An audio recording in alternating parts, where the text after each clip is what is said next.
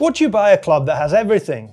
Especially during the January transfer window. Now, no doubt Chelsea fans would argue that they don't have everything, and there are still areas in their squad that they can improve. Certainly in terms of a well-stocked roster of players though, they have more than enough players to give them depth in every position. So can we actually find ways of improving their squad this summer? And more importantly, can we do it in a sensible manner? That's right, this is Sensible Transfers, where we look for weaknesses in squads and identify solutions to those problems. Remember, this is not what we think the clubs will do, it's what we think they should do. Now at this point it's customary for us to make a joke along the lines of sensible transfers at Chelsea. Isn't that a bit of an oxymoron? And then we throw up the broader Chelsea squad, and it looks something like this, and we start pointing out things that are funny. So we've got Raheem Sterling here, £300,000 a week. Has anyone seen him recently? And then they've got 1 million centre-backs. Axel Disasi, do you remember him? Had you forgotten he played for them? And then up front, loads and loads of strikers, but none of them really feels like an elite option that could change the course of Chelsea's history. Oh, and if that wasn't enough, here's a bunch of players who are arriving in the summer, so good luck with that. And then we all have a little bit of a chuckle. But I'm not going to do that because I'm more interested in the top end of Chelsea's squad, because for a club like Chelsea, the most important thing is the starting 11 that they can put out week on week. And so to simplify, maybe it's better for us to focus on what Chelsea's best 11 looks like right now. And this is what it looks like. And the first thing to say is that this is a very good starting 11. I think it's comfortably Champions League quality, and it has the foundations to become a Premier League challenging side. Now there are some areas that do stand out as being potentially upgradable. For example, in the striker slot, we've got João Pedro, who feels a little bit caught between a 9 and a 10 profile. You do have Liam Delap behind him, but he still has some development to do. However, Emmanuel Omega is coming in from Strasbourg in the summer, and so it seems as though Chelsea are already trying to fix that problem. Then we've got Garnacho on the left wing, and Garnacho is an excellent development option for Chelsea right now, which means that there is the possibility they could upgrade him in the summer with a really elite option. And especially when you look at the left wing market at the moment, there's plenty of scope for them to do well there. And then we've got the two centre-back options. We've got Levi Colwill, who is currently recovering from an ACL injury, so we're going to have to wait and see what level he hits after that big injury. And then we've got Fofana, who's almost on the other side of the question we're asking about Colwill, because his career has been impacted a lot by injuries throughout. And so the big question is whether or not Chelsea will need to improve on these positions in the future. And then there's Rob Sanchez in goal, who the club clearly think they can improve upon because they were very close to signing Mike Maignan last summer. However, to improve the starting 11, Chelsea would have to spend a lot of money, and that means it's much less likely to happen in a January window. But that doesn't mean that there isn't any work to be done in this window. In the modern game, there isn't such a thing as a settled starting 11, and the best teams are the ones who can rotate players in and out of their starting 11 to get the best results. And so to really inform our understanding of where Chelsea's squad is at the very top level, we need to add the next layer of players in each position to show what the depth looks like. Now, the eagle-eyed among you will notice that I haven't added a backup for Cole Palmer,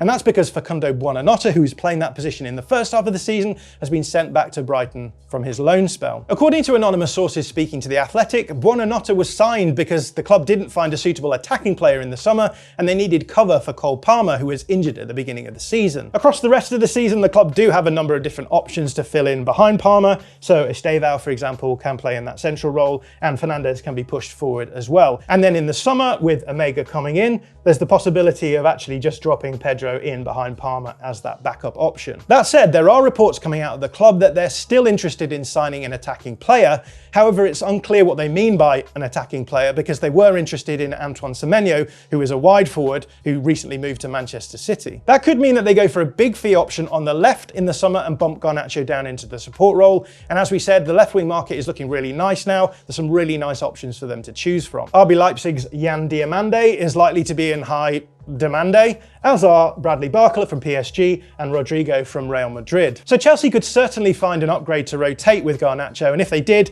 that front line is looking really nice indeed. However, it is worth saying that Chelsea have 3 development options in that position. They've got Garnacho, they've got Jamie Gittens, and they've got Giovanni Quenda as well. And these 3 are all talented enough that you might expect to see one of them at least hit the requisite level that the club want in that position. And so bringing in an elite option will impact the development of those players. So that's worth keeping keeping in mind. Outside of Semenyo, the other area where Chelsea have been looking to upgrade this window is the right centre-back area, where the club have been in talks with Rennes in Ligue 1 about the potential signing of Jeremy Jacquet. At 20 years old, Jacquet still has quite a bit of development to go through, and so in true Bluecoat style, no doubt the idea here is that Jacquet is able to play as backup to Fofana until a point where the club can decide whether or not he's good enough to make the step up to be his replacement. Of course, you could make the argument that it makes markedly less sense when you consider the plethora of development options that Chelsea already have in that position. They've got Josh Acheampong, who's playing with the first team already, and then you've got players like Aaron Anselmino or Mamadou Sarr who are out on loan this season. It is worth noting that Jacquet has more top-flight experience than Acheampong, because during his time in Ligue 1, he picked up over 2,500 minutes. But it's not just how many minutes he's picking up that will be interesting to Chelsea, it's also where he's picking up those minutes. Because as Jake Entwistle has pointed out on Scouted, in the 24-25 season, there were 38 French teenagers who played as defenders across the top 5 European leagues. Now that makes sense given that France is a bit of a finishing school for centre-backs, with many Premier League sides dipping into Ligue 1 to fill the position. In part, this is explained by the fact that Ligue 1 is the best match for physical output to the Premier League, which means for a position like centre-back, you can be pretty confident the players should be well prepared for the environment they're moving into. And this is why it's so interesting that Chelsea are looking at a player like Jacquet, because for all the talk of elite sides needing ball-playing centre-backs, one of the biggest issues that Chelsea had under Enzo Maresca was defending both in transition and in the box, something that requires a level of physicality that some of Chelsea's centre-backs seem to lack. Jacquet is the perfect profile for the kind of large space defending that elite sides need to be able to implement. The data provider Skill Corner has a metric titled PSV99, which reflects the peak speed of a player and their ability to reach this peak speed multiple times, or sustain it long enough. Last season, Jacquet averaged a PSV99 in the 98th percentile amongst centre-backs across Europe,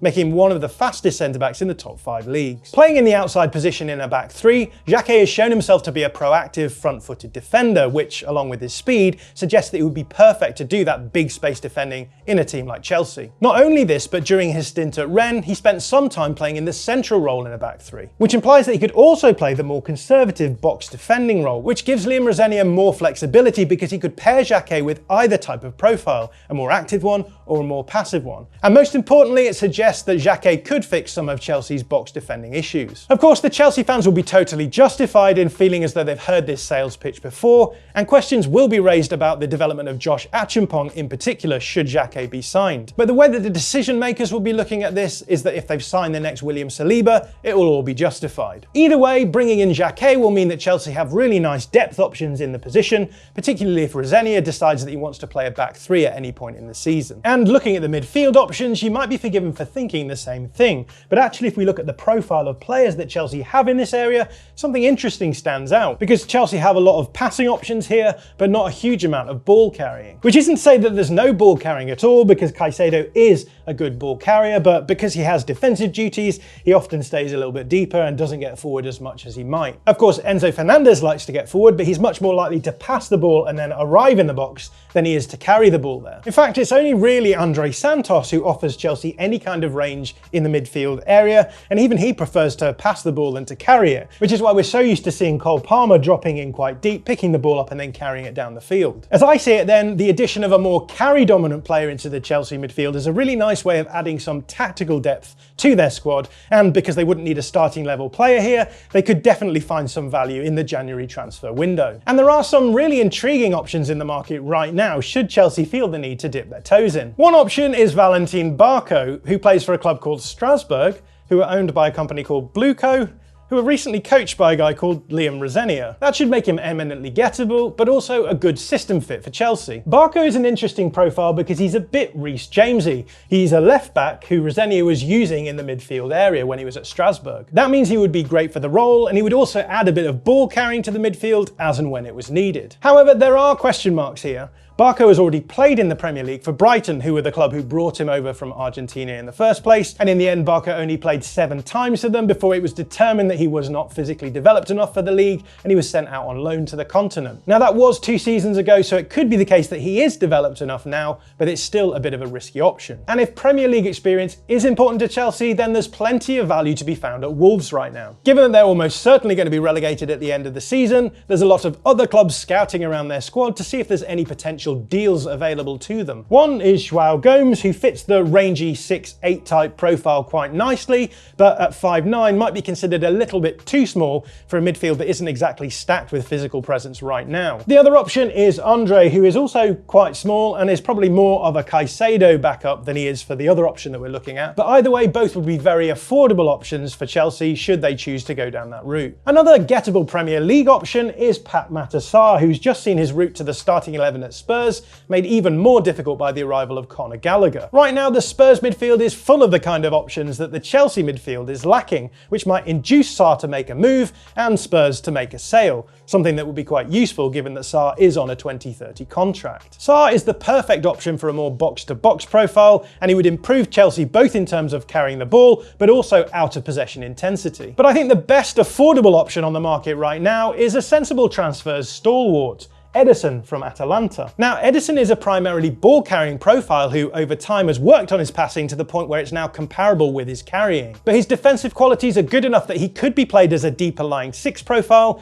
and therefore he could replace Caicedo if Caicedo was injured or suspended. He's 26 years old, and so he's approaching his prime, and with Atalanta looking unlikely to qualify for Europe next season, he'll probably jump at the chance of being able to play for a Champions League side next year. And so for those reasons, he's my sensible transfer pick for Chelsea in January. And so this is what Chelsea would look like after their January business if I was in charge. We've got Ederson filling in as backup in both of the midfield positions. We've got Jeremy Jacquet picking up some development minutes at right centre-back. And then looking forward to the future, in the summer, I would recommend that Chelsea bring in Bradley Barcola from PSG in the left wing spot. So that's it from us for this round of sensible transfers. If you still need your transfer fix, check out the Athletics deal sheet over on the main site, and don't forget to tune into the Athletics deal sheet show next Saturday on this channel. Bye! If you like this video, please consider subscribing to the channel. The Athletic is home to some of the world's best sports journalists, including David Ornstein, Amy Lawrence, and James Horncastle. With the latest transfer news and insights on every Premier League story that matters, theathletic.com puts you inside football